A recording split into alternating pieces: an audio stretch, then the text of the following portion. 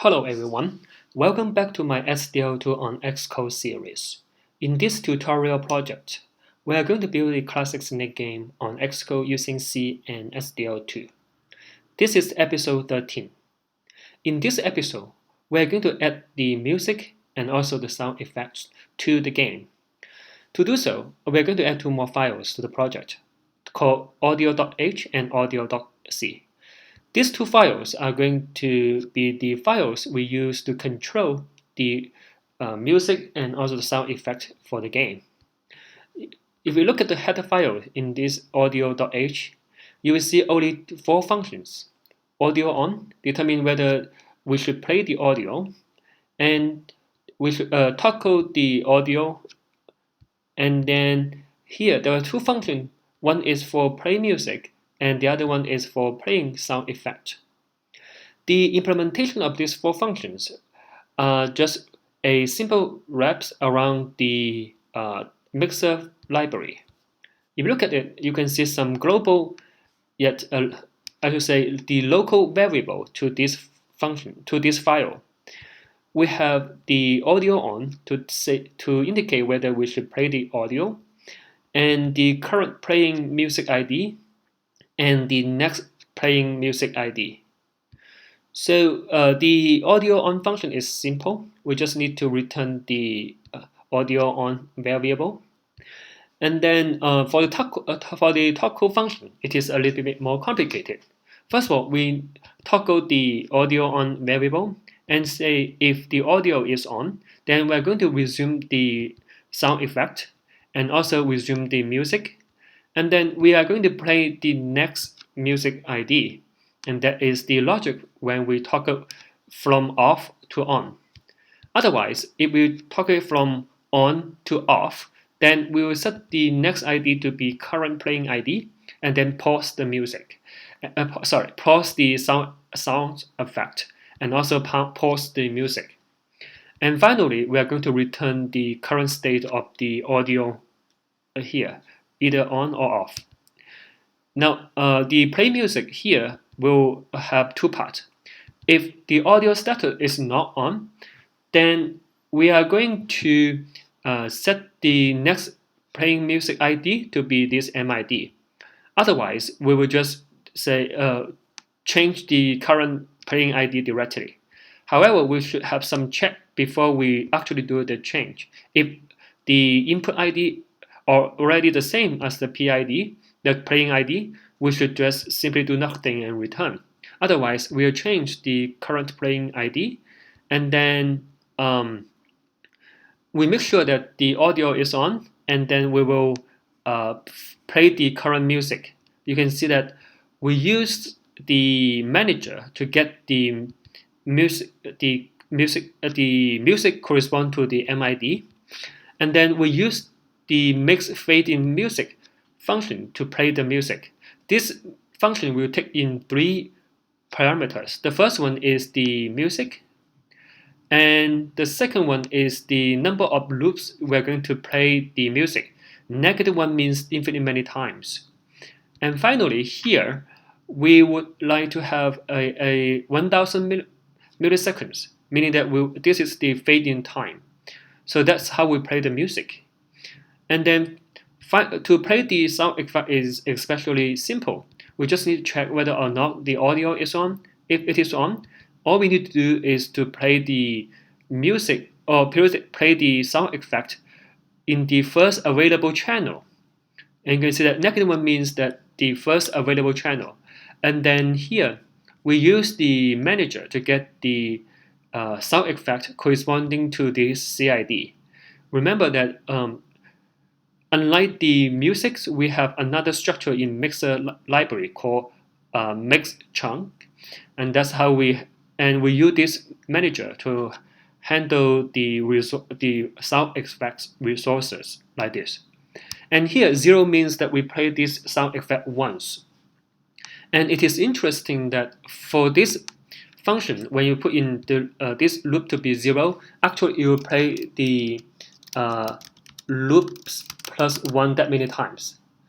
Okay, but for this one, it will play loops and exactly loops that many times. That means if you put 0 here, then actually you are not going to play this music. And if you would like to play this music only once, you probably want to put 1 here. So it is a little bit weird, and you have to be careful about this. And that are the 4 functions we need.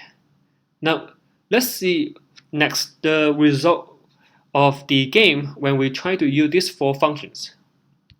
So now when I click the run button here, we should have our menu scene, and then you should be able to hear the background music already, right? And then there is a button here that if we click this button, then the music will go away. And then if I toggle it again, then the music will come back. If I click the play button, you can see that we have another background music going on. And you can hear that when the snake eats the fruit, there is a sound effect. So let me show you again. Listen carefully when the snake eats the fruit. So that are the results of this episode.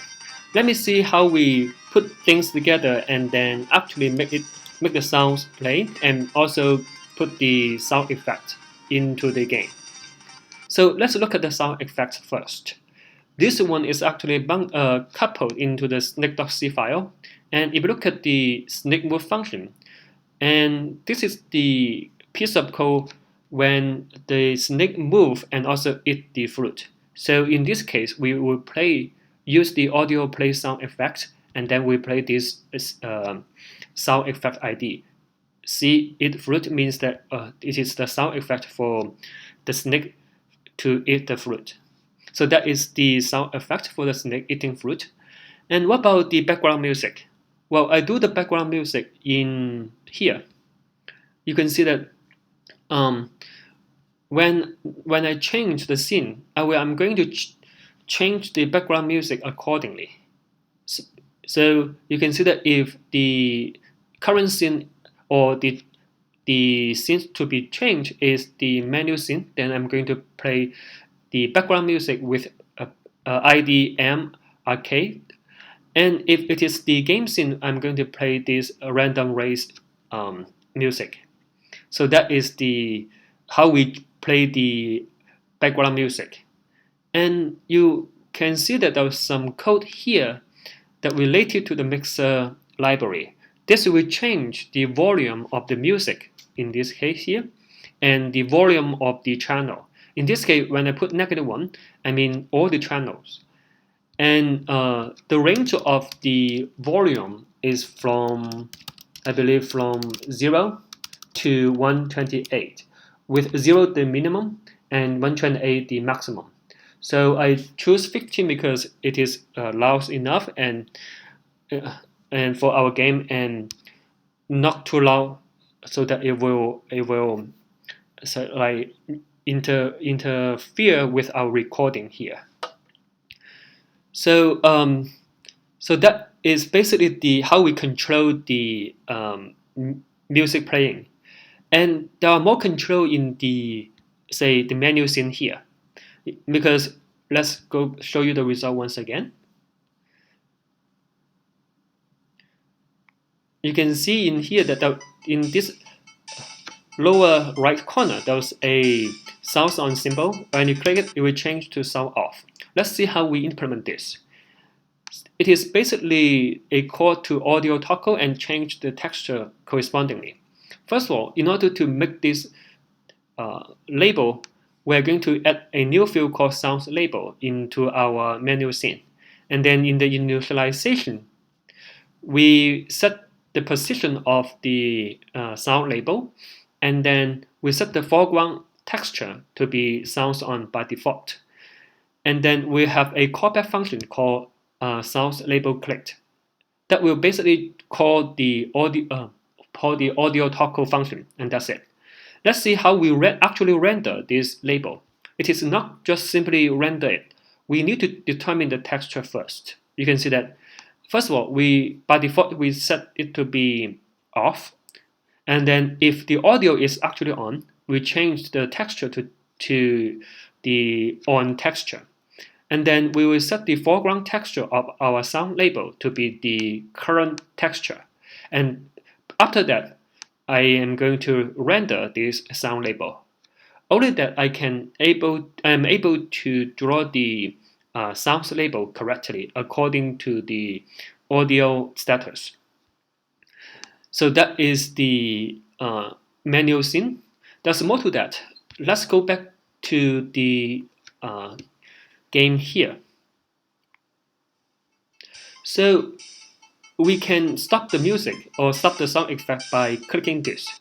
But you can see that when we go to here, when we play the game, there's no other button we can click so that we can toggle the audio. So what should we do? Well, we have a shortcut, a keyboard shortcut, which is the space. When we press the space, then we will toggle the audio. You can see that now the background music comes back, and you can hear the sound effect, right? Now let me toggle the sound and the music using the space here. Now you should not hear the music, and then there's no sound effect. If I press the space button again,